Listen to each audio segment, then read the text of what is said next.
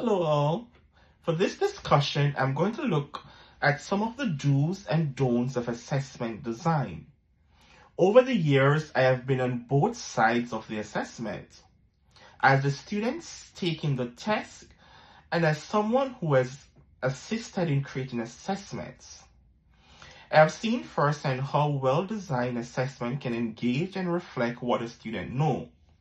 In contrast, poor assessment causes frustration and can prevent students from showing their full potential. In this video, I will cover a couple of personal test-taking experiences, one memorable and positive, one memorable and disastrous. Some of the current test items written, strategies found in the literature that the authors suggest but I find challenging, ideas of how we could adjust assessment to improve clarity and be fair to students as well as authors of evaluations. A few suggestions for quick ways we can do a purposeful slow validity, reliability, and rigor check. I aim to demonstrate how the concept we employ can significantly enhance students' learning experiences and the confidence they have when presenting their work. When thinking about assessment design, there are many do's and don'ts the authors recommend. One of the most consistent themes I have seen is the need for clarity, alignment, and fairness. Some things that can support quality assessment design, the do's for assessment includes: link the questions to learning outcomes and expectations. If they don't measure the target, eliminate them. Use clear and straightforward language. Be as precise as you can with the language so that students don't get caught in how the question is articulated. Include a range of question type, such as performance task, responses, written response, and multiple choice questions, to get the representation of various skills. Do pilots or walk through items in advance. This allows you to check if the student truly interpreted the question as you anticipated. Do put clear assessment criteria or rubric so students know what it means to succeed. Things to avoid, the don'ts. Don't write tricky questions or use double negatives. That will only confuse students rather than demonstrating their level of understanding. Don't put a question in everyday content and expect students to avoid all the details. Unnecessary information distracts from the actual skills being assessed. Don't make assumptions regarding prior knowledge not tied to the standard. Students should be assessed on the focused skills, not supplemental knowledge. Don't format or poorly layout interferes. Inconsistent visual units or distraction can confuse students. Don't limit variety to only recall levels item. Remember, it is the balance that allows students to demonstrate applications and reasoning. Positive experience. One positive assessment I remember was a science lab in middle school, which was performance-based, where we asked to answer questions on a test. Instead, we had to design an experiment, collect data, and write the conclusion. I remember feeling challenged but also engaged because this test was measuring my actual skill, not just my recall abilities. That experience made me feel confident and excited to learn more. Negative experience.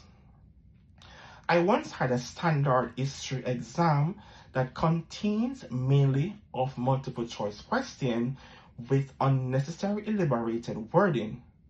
The wording was so covert that I was unsure whether I was being assessed on my history knowledge or reading comprehension skills.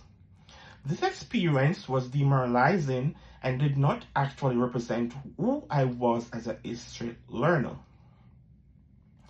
The most challenging techniques of assessment to me is using higher order multiple choice questions. Many writers have recommended using higher order multiple choice items to measure skills such as not only recall or recognizing knowledge, but also analyzing, evaluating, and applying knowledge.